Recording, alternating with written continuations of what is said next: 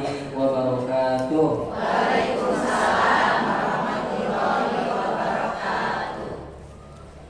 Alhamdulillahirabbil alamin. Alhamdulillahilladzi amarna bittaqwa wal istiqamah. Wa'adallahu al-jannata liman 'amila wa'adallahu al-jannata liman 'amila hasanah. Wa'adallahu an-nara liman 'amila sayyi'ah wal qabihah wal fahisyah wattiba'i lawamah wal amarah.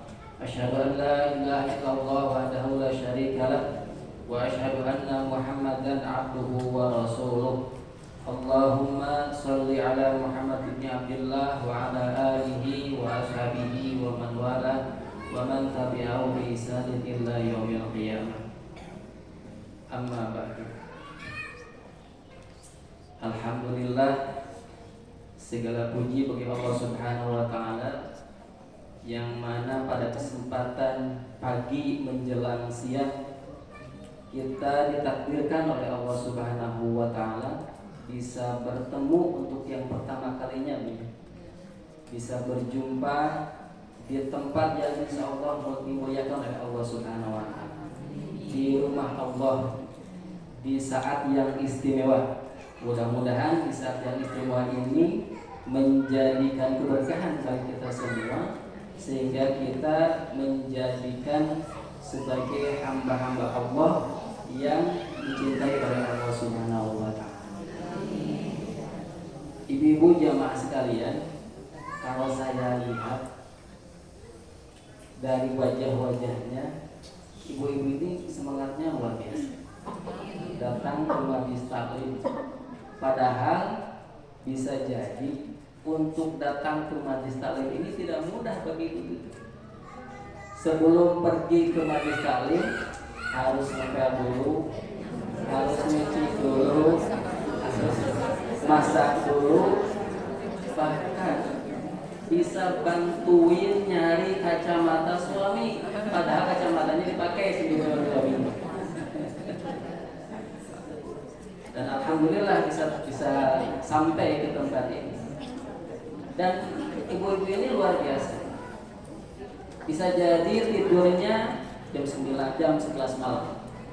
Kemudian bangunnya jam 3 atau jam 4 pagi. Tapi pagi hari masih bisa mengatakan, saya mah gak capek, gak lelah. Padahal kalau dilihat dari wajahnya sudah seperti baterai handphone yang tinggal 3%. Alhamdulillah.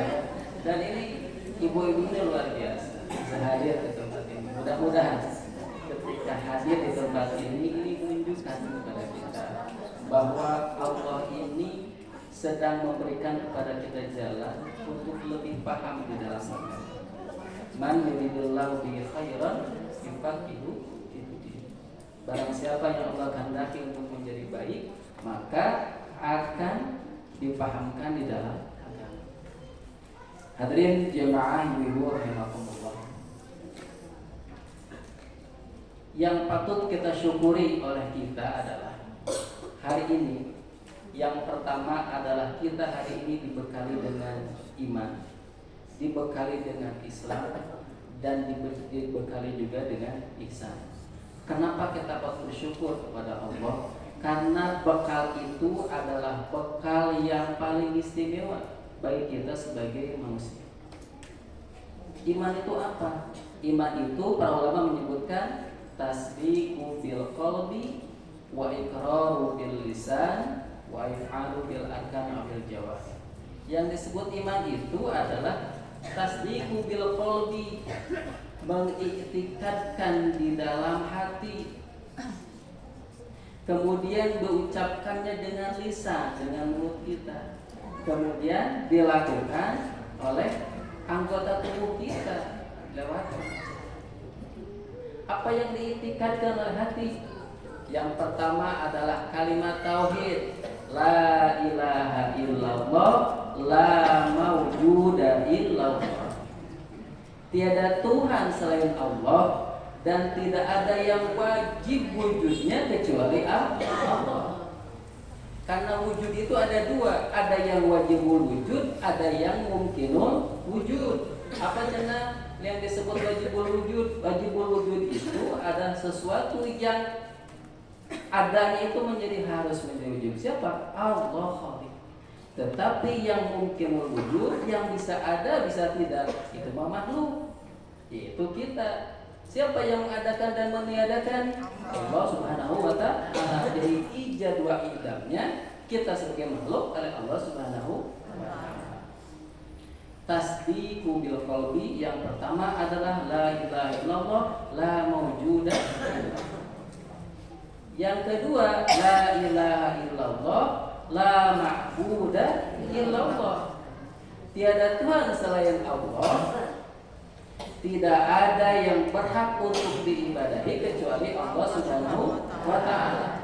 Kalau ada yang mengaku sebagai Tuhan, kalau ada yang menganggap ada Tuhan lain selain Allah, maka yang berhak diibadahi cuma Allah saja.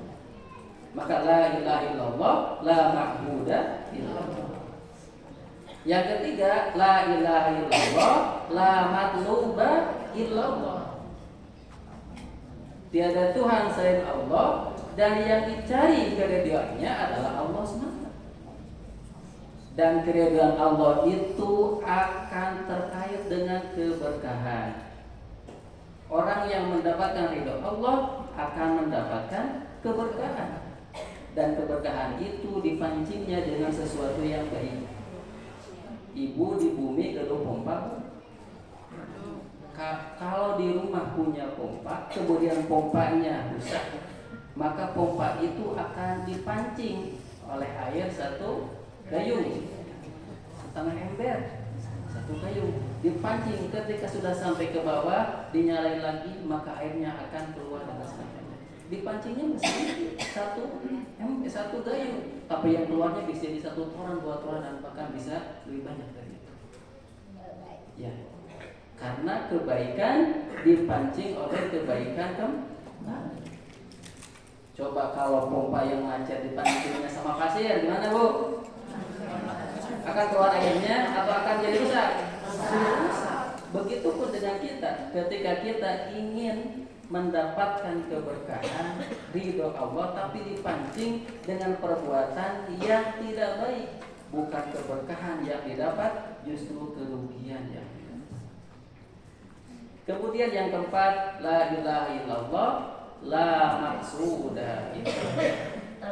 Tiada Tuhan selain Allah dan hanya Allah yang kita tuju. Di mana ditujunya? Ditujunya adalah kita nanti berharap di akhirat bisa melihat Allah bi'ainin dengan mata kita. Karena salah satu akidah Ahlus Sunnah wal Jamaah adalah seseorang nanti di akhirat bisa melihat wajah Allah. Akidah Ahlus Sunnah. Kemudian yang patut kita syukuri selain dari tasdiqul bil qalbi wa iqrar bil lisan wa qaul bil arkan, itu adalah iman. Yang kedua adalah Islam. Islam itu melekat di dalam diri kita.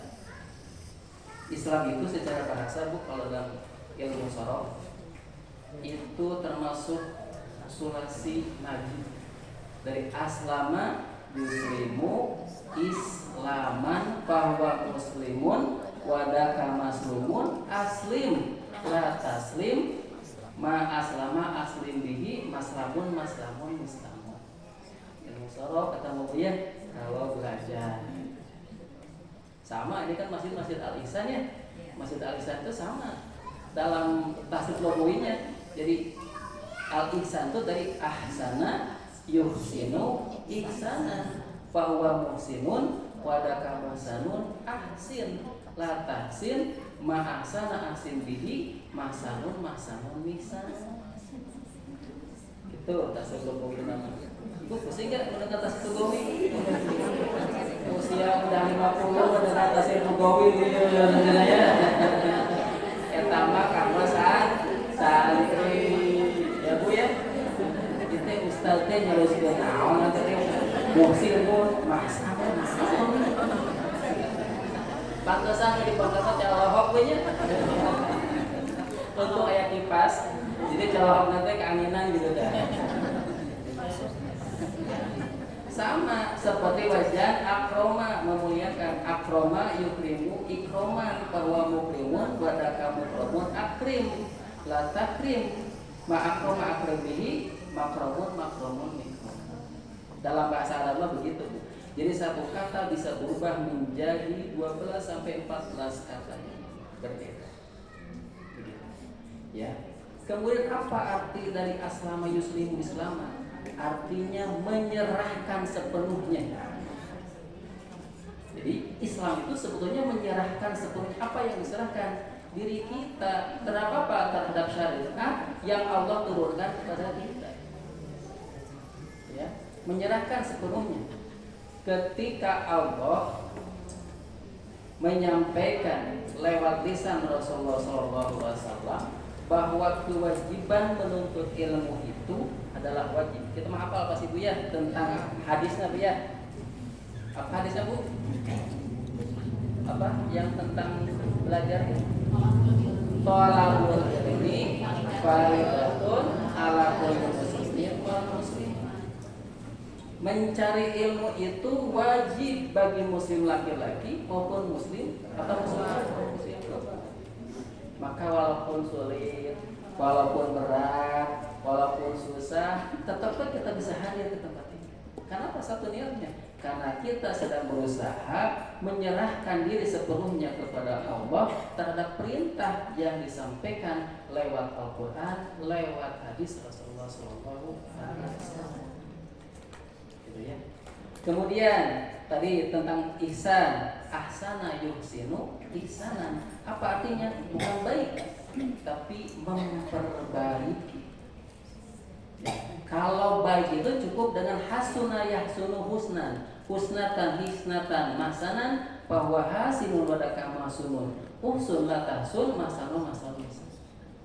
Tapi kalau ihsan itu dari ahsana yuhsinu, artinya memperbaiki. Dengan harapan nama masjid ini adalah bisa memperbaiki. Memperbaiki siapa? Memperbaiki jiwa-jiwa yang ada di dalam masjid. Itu luar biasa. Maka ada di majelis taklim namanya Bu? Hayatun Nufus, kalau nggak salah ya. Majelis taklim ini majelis Hayatun Nufus. Hayat itu artinya adalah hidup. Nufus itu artinya jiwa-jiwa.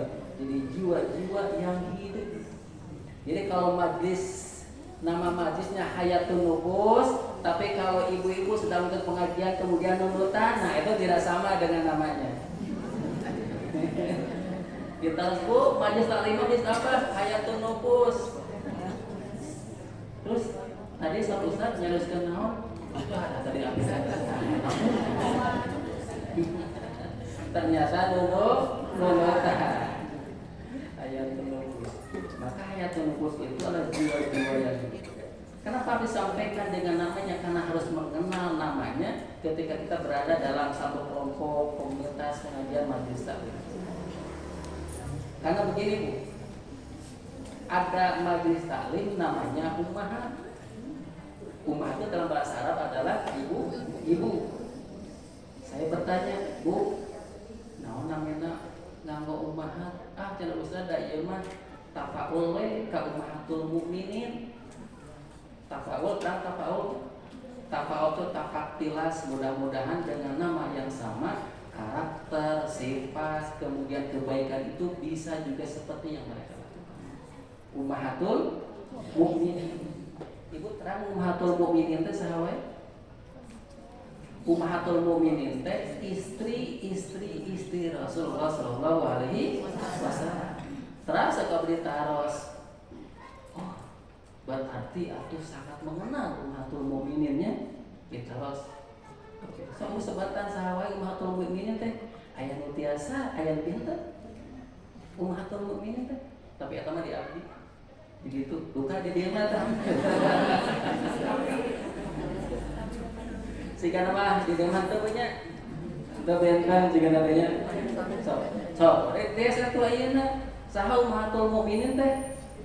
Anu kahiji ummahatul mukminin teh Siti Khadijah binti Khuwailid. Yang kedua Saudah binti Zam'ah. Yang ketiga Aisyah binti Abu Bakar. Keempat Hafsah binti Umar bin Khattab. Kelima, Zainab binti Huzaimah. Keenam, Ummu Salamah Hindun binti Abu Umayyah. Ketujuh, siapa Bu? Zainab binti Jahsi bin Ri'ab. Kedelapan, Zuwairiyah binti Al-Haris. Kesembilan, Ummu Habibah Romlah binti Abu Sofyan. Kesepuluh, Sofiyah bin Huyai bin Akhtab. 11, Maimunah binti Al-Haris. Gimana Bu hasilnya? Sama atau beda? Ternyata sama di mana-mana ya.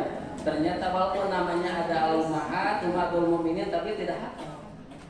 Tadinya di sini mungkin bisa hafal. Ternyata sama, ada yang hafal, ada yang tidak. Alhamdulillah. Itu adalah nama istri Rasulullah yang disebut Ummahatul Mukminin.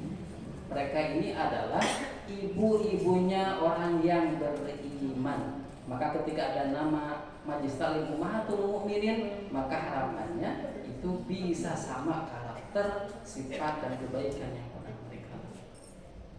Itu. Cing atuh Bu atau Ummahatul Mukminin putra-putri Rasulullah we hafal teu? Anu pamakeunna saha wae? Hiji Qasim, dua Ibrahim, tilu Abdullah, putrinya empat, satu Zainab, terus Ruqayyah, Ummu Kulsum, Fatimah. Alhamdulillah lulus ya Tang ya. Berhasil lulus alhamdulillah ya. Hafal tentang putri. Dan putrinya putra benang 7. Ari ibu ke nomor kali sabaraha? 2. Oh. 2 ke 12 Bu. Alhamdulillah. Kemudian kenapa kita harus mengenal nama apa yang menjadi naungan kita untuk ikut pengajian majlis? Karena nama itu akan mengingatkan kepada kita agar kita senantiasa terbimbing dan bisa terus berada di dalam kebaikan. Al-Ihsan, Hayatul Nufus itu juga merupakan, kan nama itu kan doa. Nama itu kan bagian dari doa. Maka mudah-mudahan ketika kita ikut di Majlis Taklim Hayatul Nufus, maka hati kita senantiasa hidup berzikir kepada Allah Subhanahu wa taala. Iman, Islam, ihsan. Ihsan yang paling populer, takrifnya teh apa Bu? Masih ingat?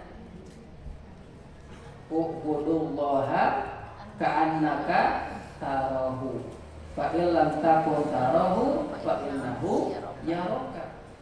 Beribadahlah kalian kepada Allah seolah-olah melihat Allah.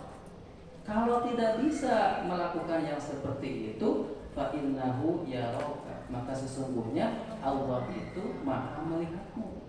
Dan ihsan ini yang disebut dengan muraqabah. Muraqabatun nafsi. Muraqabah itu merasa diawasi oleh Allah Subhanahu wa taala. Ibu merasa diawasi enggak oleh Allah? Merasa diawasi enggak? Merasa. Di Majlis Taklim merasa diawasi. Kalau di rumah? Merasa. Di jalan? Merasa. Tes di pikiran. Kalau ibu di rumah suka nyuci Bu? Nyuci. Kalau nyuci pakaian suami, kemudian sebelum dicuci dikodokkan heula Bu. Kayak lembaran kertas merah 5 lembar. Nah, kira-kira menurut ibu semua, ibu-ibu akan melaporkan kepada suami atau menganggap itu rezeki istri solehah?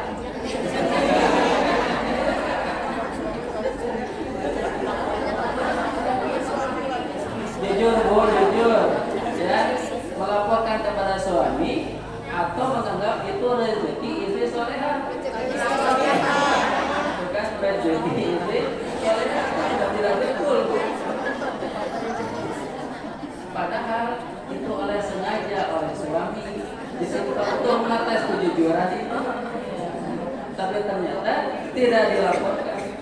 Kalaupun dilaporkan, Ustaz tadi dilaporkan ke suami, dikasih tahu kepada suami, tapi hanya laporan, uangnya tidak dikasih. Ayah, tadi di saku ada uang 500.000, buat mama aja ya, udah titik nggak apa-apa. Jadi hanya laporan saja, uangnya tidak kembali. Ya. Berarti apa? Muraqabahnya belum sampai. Karena kalau muraqabah merasa diawasi oleh Allah, itu adalah uang yang memang tidak sengaja suami simpan, ya, bahkan bisa disembunyikan oleh suami, disembunyikan di tempat yang tidak bisa ketemu, ya, atau misalkan di saku juga bisa.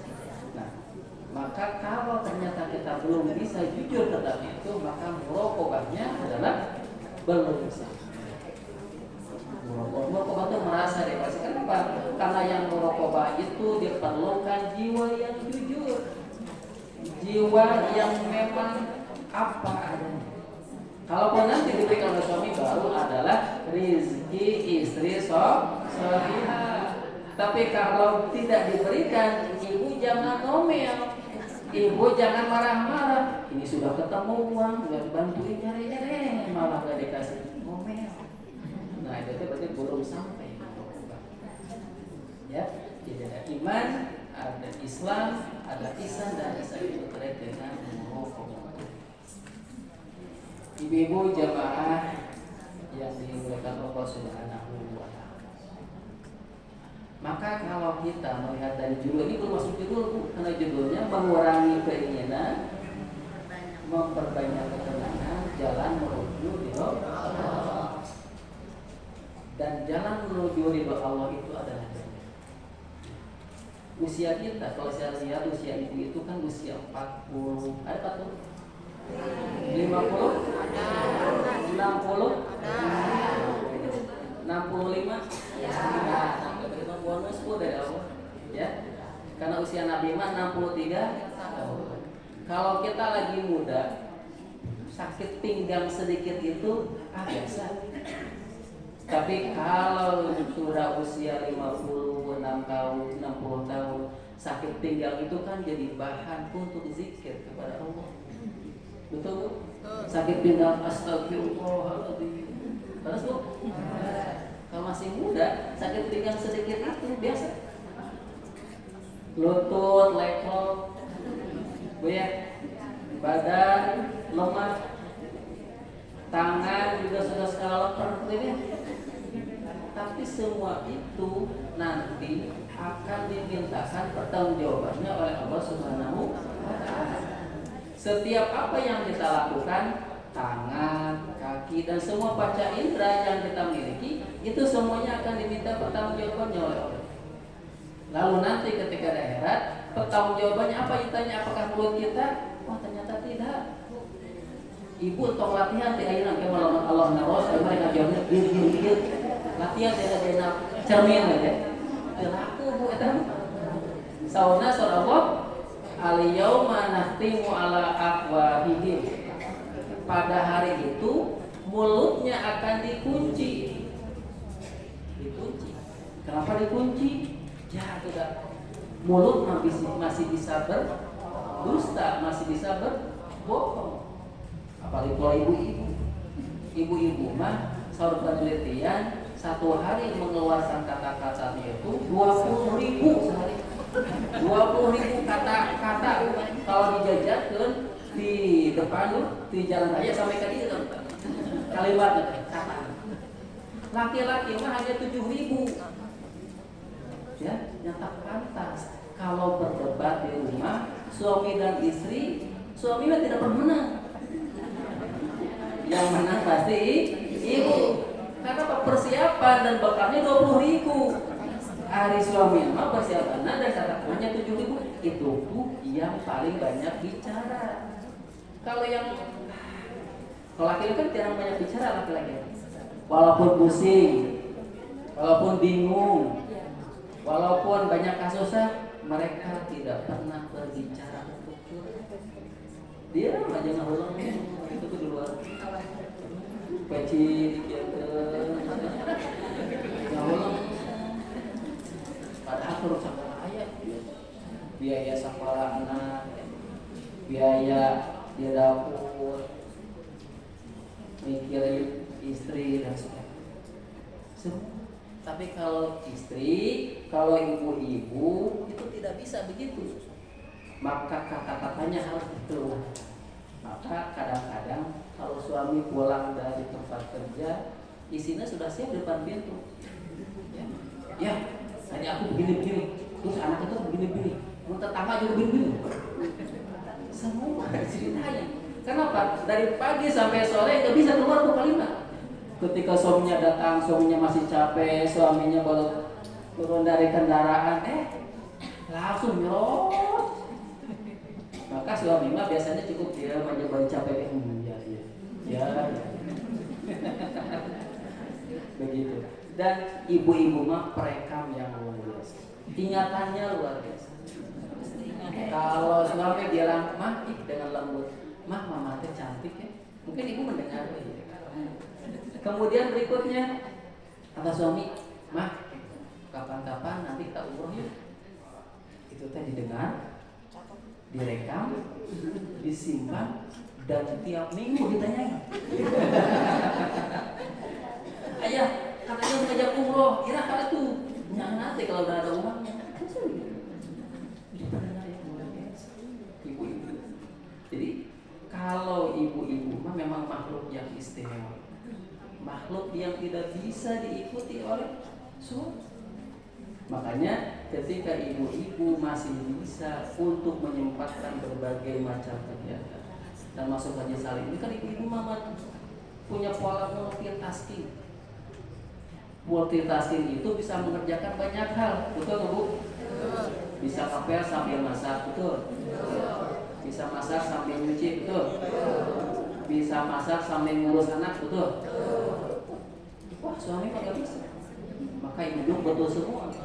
Ya, kenapa? Karena bisa multitasking. Multitasking itu mengerjakan banyak hal. Tidak hanya multitasking dalam pekerjaan, termasuk kalau pakaian, kalau jilbab, kalau gamis, itu kan bisa banyak pilihan.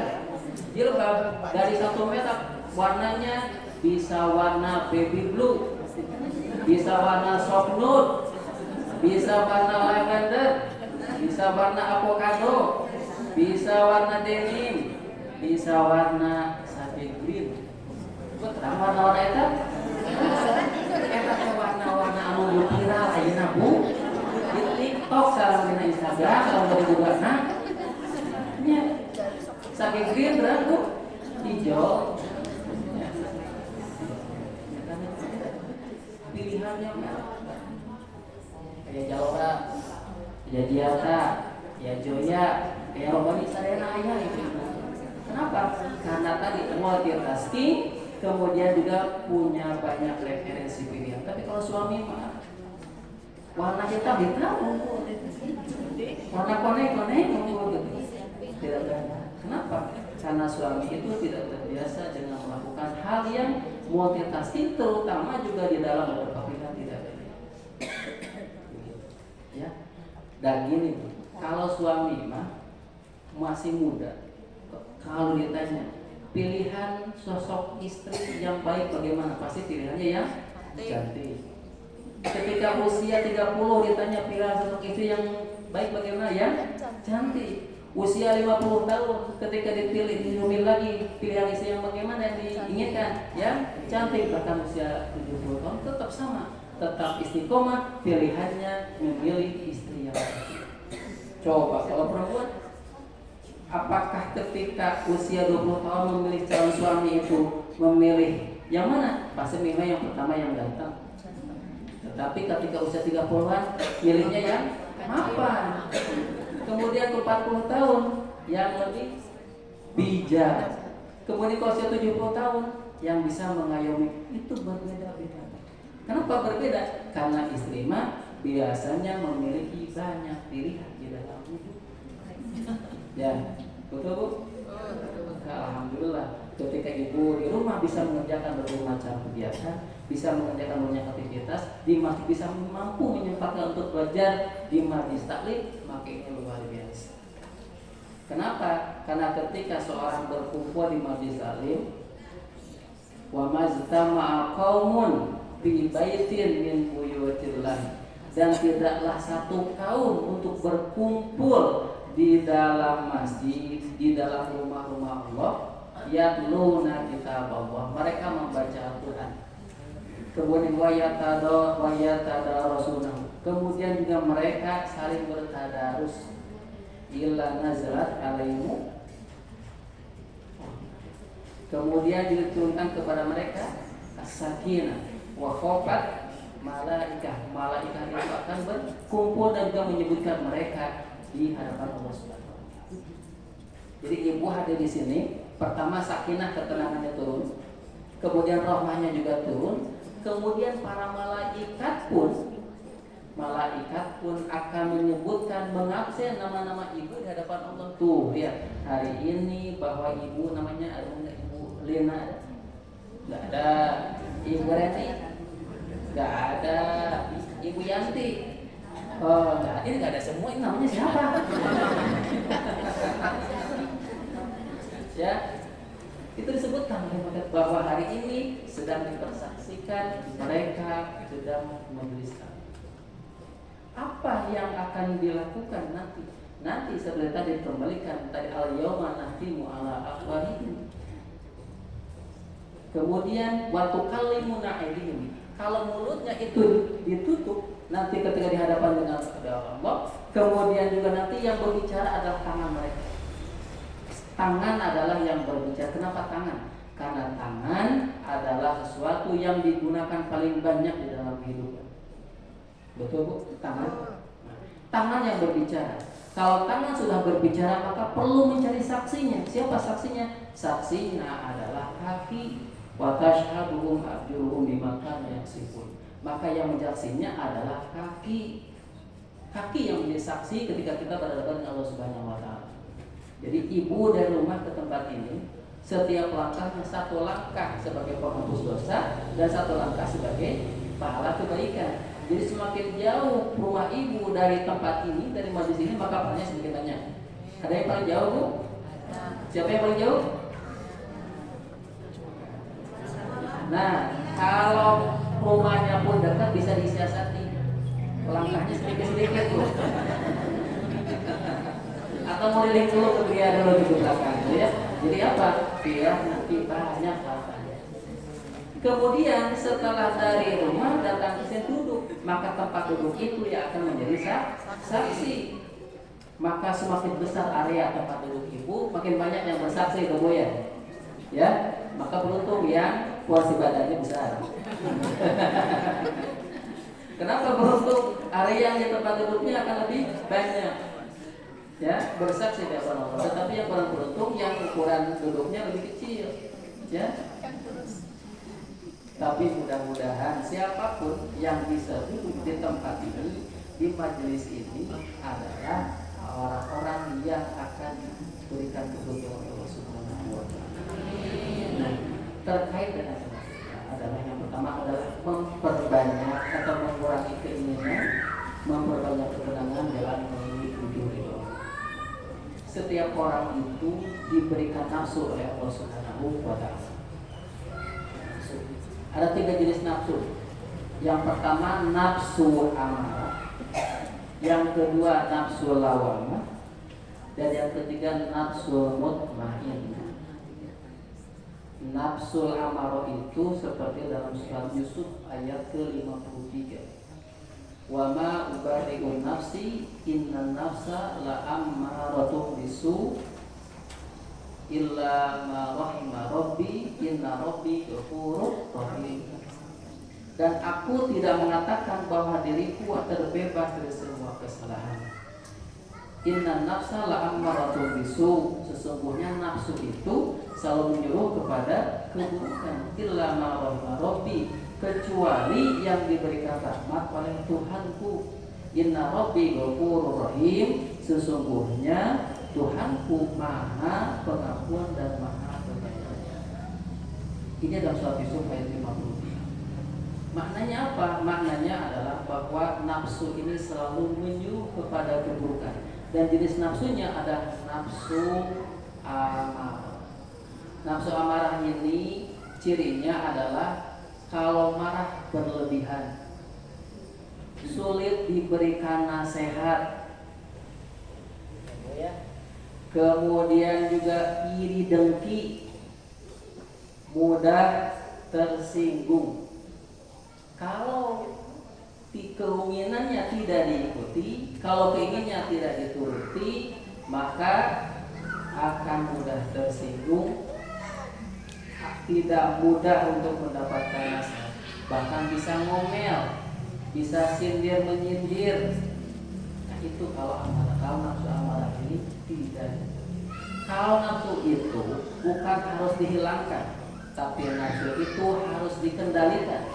Karena nafsu mas setiap orang yang diberikan kehidupan di dunia itu pasti dibekali dengan nafsu. Nafsu amarah, nafsu lawamah, dan nafsu mutmainnah.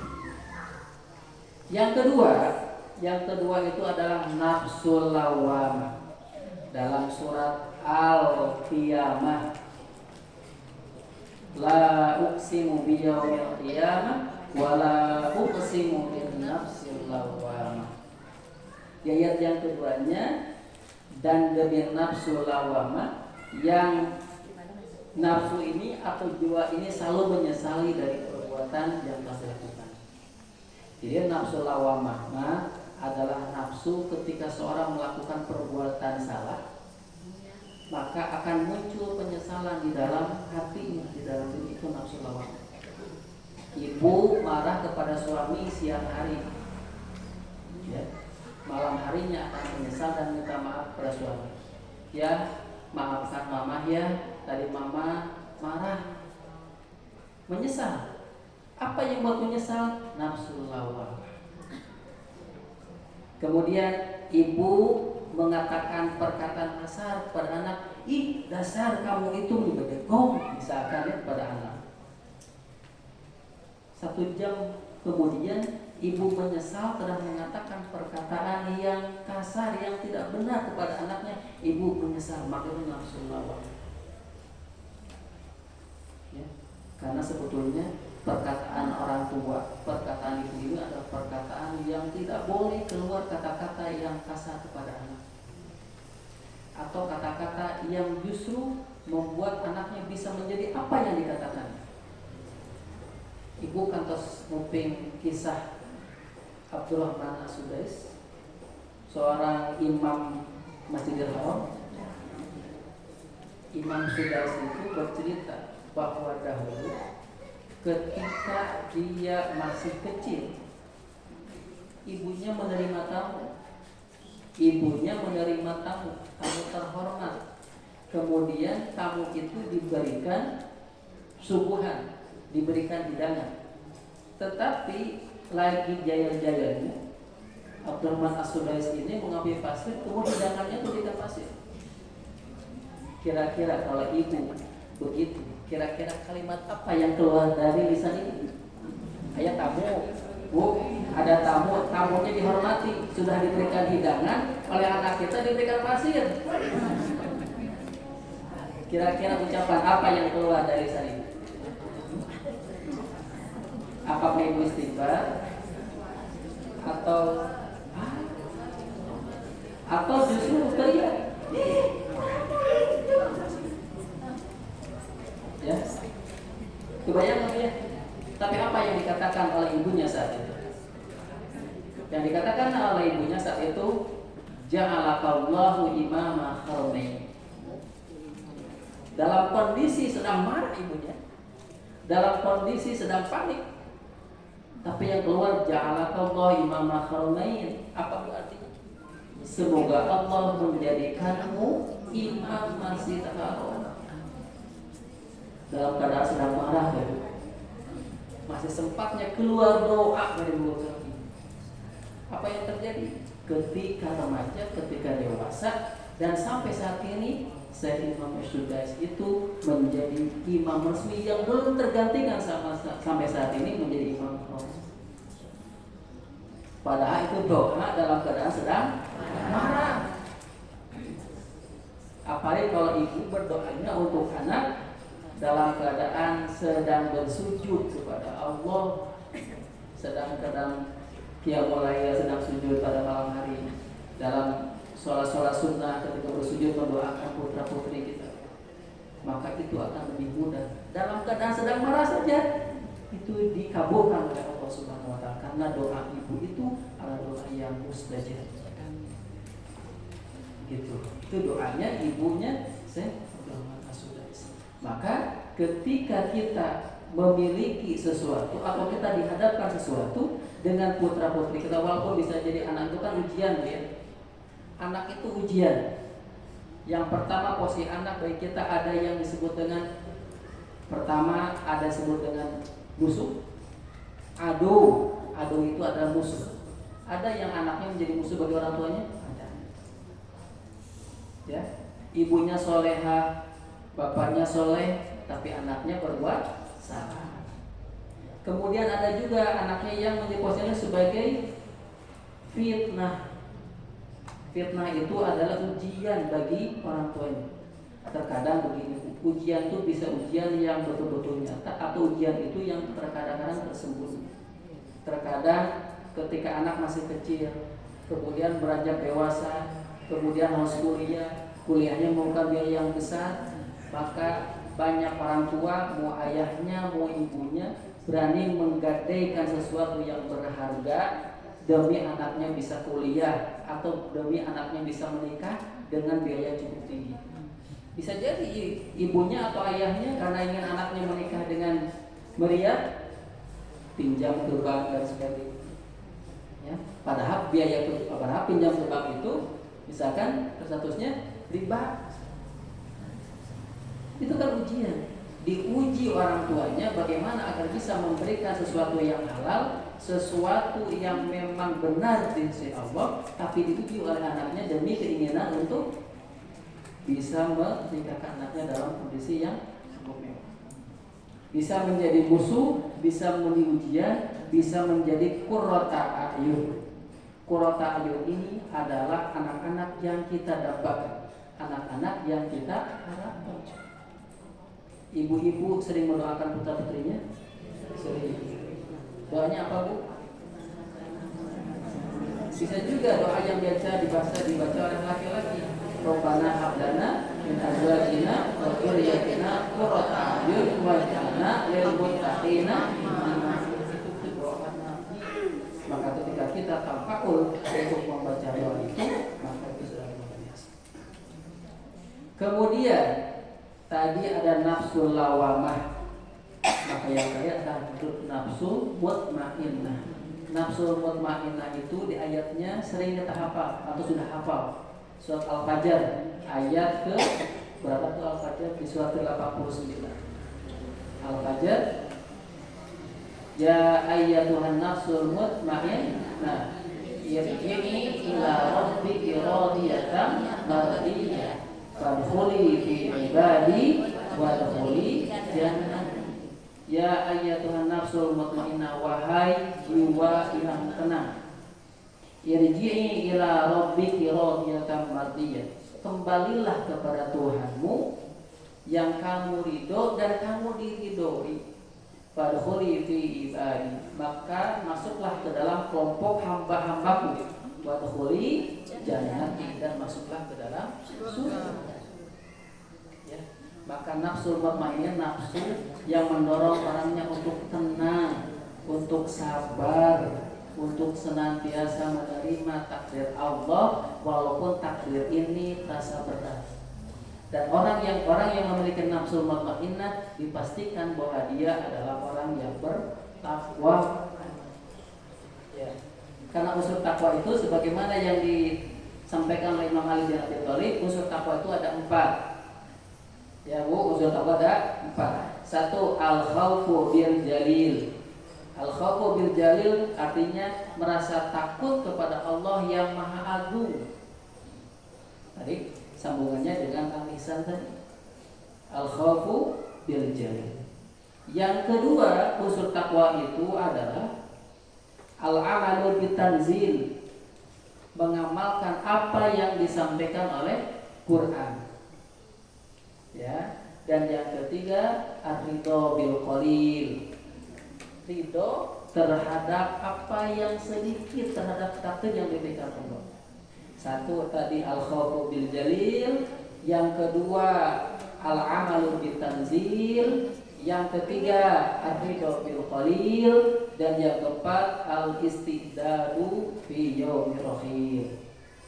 Persiapan untuk nanti kita kembali kepada akhirat. Jadi kalau orang sudah memiliki 4 unsur takwa ini nih, al-khawfu bil jalil, takut kepada Allah yang Maha Agung, yang kedua mengamalkan Al-Qur'an, yang ketiga ridho terhadap takdir yang Allah berikan kepada dia, dan yang keempat adalah sudah mempersiapkan diri untuk nanti kembali kepada akhirat, maka itu adalah orang yang sudah memiliki ketakwaan kepada Allah Subhanahu wa ta'ala.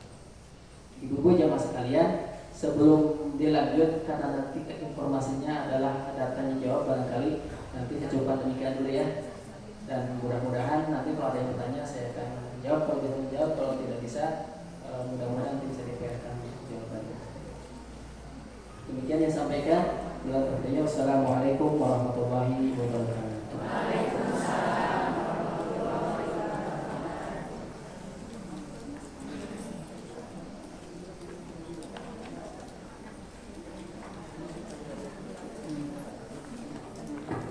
Ada yang mau tanya ibu? Ibu ngantuk ke? Serius santai ya Bu. Ustaz tadi slow tapi sering. Ayam tegang, ayam humoris deh, macam-macam. Ya.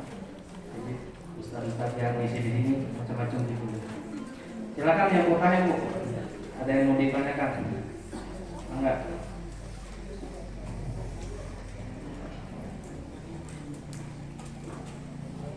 Assalamualaikum warahmatullahi wabarakatuh. Pak Ustaz, saya mau bertanya, kan ada yang meninggal ya, orang itu nggak terlalu soleh, biasa-biasa, tapi pas meninggalnya teh suka dibacain yang surat Al-Fajr ayat 27 sampai 30, itu teh maksudnya teh untuk apa?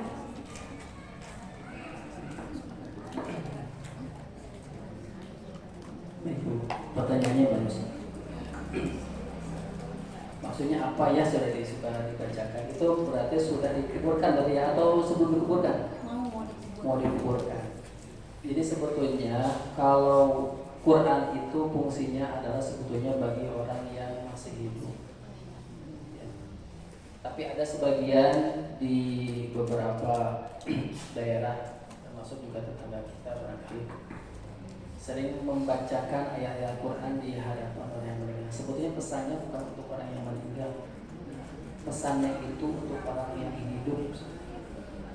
Artinya bahwa ketika dibacakan ayat itu, ya ayatul nafsul mutmainnah, wahai jiwa yang tenang, wahai nafsu yang tenang, yarji'i ila rabbiki radiyatan mardiyah, kembalilah kepada Tuhanmu dengan hatimu yang ridho dan kamu diridhoi. Nah, itu sebetulnya adalah pengingat bagi orang yang hidup agar ketika nanti menghadapi kematian dengan keadaan tenang, dengan keadaan husnul khotimah. Soal apakah kalimat itu didengar oleh orang yang meninggal, oleh ruhnya, bahwa alam kita tidak tahu. Tapi yang jelas bahwa Al-Quran ini pesannya adalah pesan bagi orang yang hidup, termasuk kalau dibacakan Yasin, termasuk kalau dibacakan ayat-ayat yang lain. Ini pesannya bagi orang yang hidup sebetulnya. Karena ketika orang sudah meninggal, sudah tidak lagi ada kaitannya dengan amal-amal yang memang harus dilakukan. Artinya sudah selesai. Ketika hidupnya sudah selesai, maka amalnya sudah terkunci dan tinggal mempertanggungjawabkan apa yang pernah dilakukan selama hidupnya di dunia.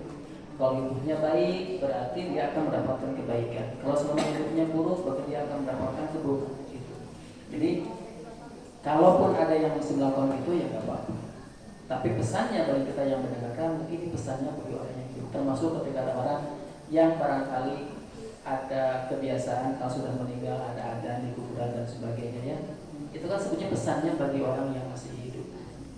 Agar ketika hidup itu jangan lupa untuk sholat, jangan lupa untuk bertauhid, begitu. Kalau sudah meninggal, maka tidak ada lagi yang bisa diharapkan karena sudah tertutup semuanya. Kecuali amal-amal yang mereka lakukan, ya kata Nabi yang mereka yang pertama ilmu yang bermanfaat, yang kedua adalah doa, yang kedua ada doa anak gitu ya, anak soleh yang memang bermanfaat. Dan itu adalah yang akan mengalir, akan masuk ke dakwah jariah. Di luar itu barangkali sudah tidak lagi ada hal-hal yang berkaitan dengan ibadah. Barangkali itu ya. Silakan Ibu, yang lain baru satu orang. Enggak. Mikir. Assalamualaikum warahmatullahi wabarakatuh. Waalaikumsalam. Saya mau tanya apa yang dimaksud yang sesuai judul, yang dimaksud dengan mengurangi keinginan dalam kehidupan sehari-hari. Kalau untuk keinginan yang baik, apakah mungkin itu baik kan untuk lebih menyemangati, misalnya mau umroh begitu ya. Terus yang kedua, kalau kita punya rasa cemas, khawatir, was-was, apakah itu bisa mengurangi kepercayaan kita atau akan kebesaran Allah gitu? Karena itu sering sekali dialami oleh saya, rasa cemas, khawatir gitu. Dan cemas khawatir yang masih normal itu yang bagaimana? Terima kasih Ustaz. Assalamualaikum warahmatullahi wabarakatuh.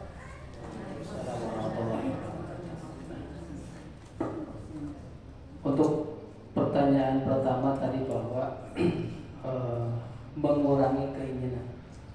Mengurangi keinginan itu sebetulnya kan keinginan kita sebetulnya banyak, sangat banyak. Dan terkadang keinginan itu kan sesuatu yang memang bisa, keinginan yang memang ingin kemudian tercapai, kemudian ingin kemudian tidak tercapai. Dan biasanya setiap keinginan yang kita miliki ini baik dalam yang sesuatu menurut kita baik, atau barangkali keinginan itu sesuatu yang cukup tidak terlalu baik, maka bisa jadi semua itu munculnya bukan berdasarkan kebutuhan kita, karena kita itu karena bisanya lapar mata. Jadi keinginan itu keinginan berdasarkan karena lapar mata, bukan berdasarkan kebutuhan. Misalkan ketika muda ingin punya rumah, ingin punya mobil, ingin punya motor, kemudian rumahnya masih kecil, kemudian ingin rumahnya menjadi lebih besar. Setelah rumahnya besar, ingin direnovasi.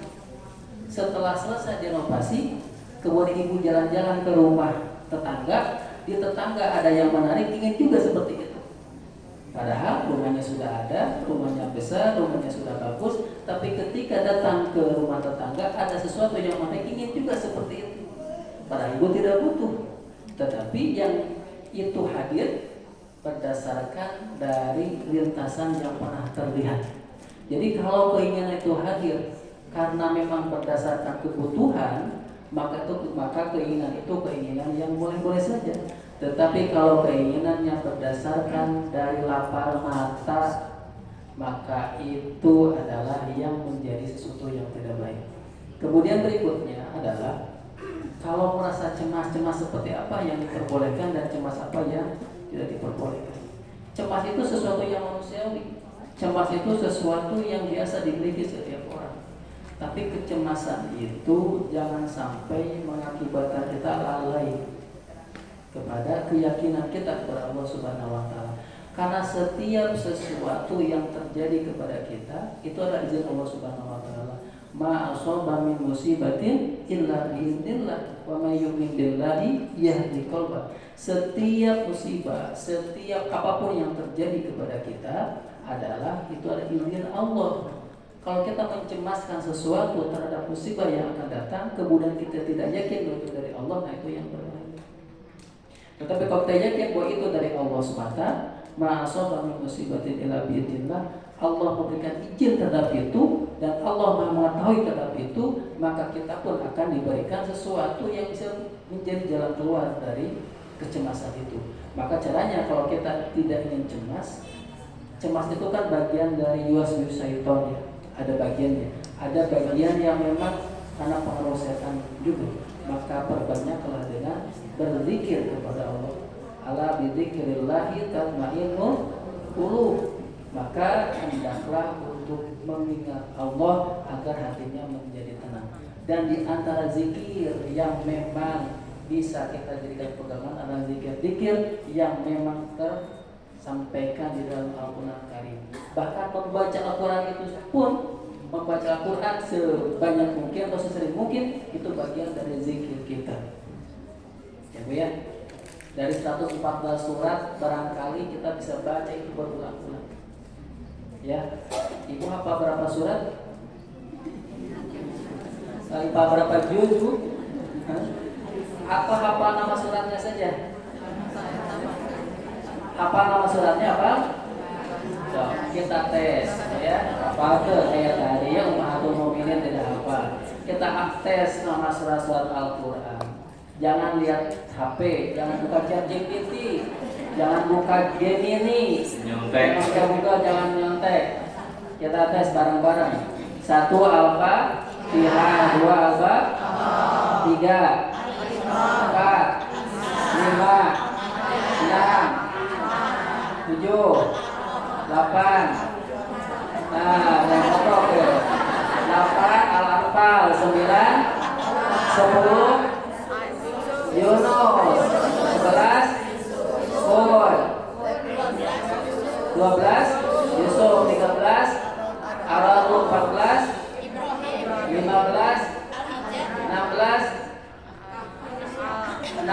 An-Nahl, 17 Isra, 18 19 20 21 22 Al-Hajj, 23 24 25 26 As-Su'ara, 27 An-Nahl, 28 Al-Qasas, 29 Al-Ankabut, 30 Rum, 31 Luqman, 32 33 Al-Ahzab, 34 35 36 37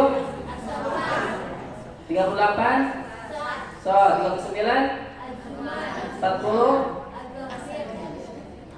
Gofir ya, 41 42 Asuro. Ini nyontek nggak di belakang? Siapa kali? 42 Asuro, 43 Asuro, 43 Ad-Dukhan, 44 dari 40-an, 45 Ajasiyah, 46 Al-Ahqaf, 47 48 49 50 Qaf, 51 52 53 An-Najm, 54 54 Al-Qamar, 55 56 57 Al-Hadid, 58 Mujadalah, Al-Mujadalah ya, Al-Mujadalah. Kalau dulu namanya Al-Mujadilah, tapi standar dari lembaga putasan Mushaf Al-Quran, Al-Mujadilah itu diganti dengan Al-Mujadalah. Kayak surat Al-Baqarah jadi At-Taubah gitu ya. Ghafir dulu Al-Mu'min, sekarang Ghafir dalam surat 40. Jadi Al-Mujadalah. 59 60 Mumtahan, 61 62 63 64 At-Tagabun. Kalau dibaca At-Tagabun kayaknya dari bahasa Indonesia yang muncul di tulisan. Berarti diterjemahkan tulisannya. 65 At-Tolak, 66 At-Tahrim, 67 Al-Mulk, 68 Al-Qalam, 69 Al-Haqqah, 70 Al-Ma'arij, 71 Nur, No 72, Jim 73, 74, 75, 76, 78. Nomor berapa sih? Kalau salah 77, 78, 79, 80, 80 abasa, 81 takwir, 82 kirim kitor, 83 mutafifin, 84 kali syikok, 85, 86, 87, 88 Kosyian, 89 Al-Fajr, 90, 91 terus sampai ke 14 imam dong. Sam 92, 93 Duha, 94 Asyara, 95 96 Al-Alaq, 97 Al-Qadar ya, 98 Al-Bayyinah, 99 Az-Zalzalah, 100 Al-Adiyah, 101 Al-Qari'ah, 102 At-Takasur, 103 Al-Asr, 104 Al-Humajah, 105 Al-Fiyah, 106 Quraisy, 107 Al-Ma'un, 108 109 110 111 112 13 Alhamdulillah. Bagi ibu-ibu yang menjawab dari 1 sampai 2 sampai 14 luar biasa. Ini luar biasa majelis taklim itu saya. Ini boleh trauma Pak Ustaz. Kayak gomil kapayun kayak. Nanti tes senang aja video. Mudah-mudahan tidak trauma ibu-ibu. Jadi semangat Bu ya. Alhamdulillah luar biasa. Udah dites berarti kalau dites udah lulus sudah semua. Kalau udah tutup nih, ini pertama. Lagi ibu ada yang mau tanya? Silakan. Sampai 114 kali ditanya sudah. Ya. Udah.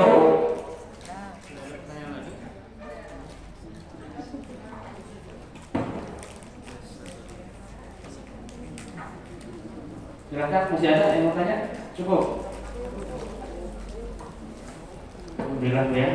Jadi saya tambahkan sedikit dari pertanyaan ibu di dalam hadis dikatakan tidak akan sempurna iman seseorang sebelum hawa nafsunya disandarkan kepada agama yang dibawa. Jadi dalam Islam ini keinginan itu dipersilahkan, asalkan keinginan itu kepada perkara yang halal ya. Dan jangan berlebihan karena setiap apa yang bisa kerjakan ada hisabnya walaupun itu perkara yang halal. Kita mau makan apa saja pasti halal boleh, karena jangan berlebihan. Kalau sudah berlebihan walaupun halal nanti hisabnya juga lumayan di akhirat ya.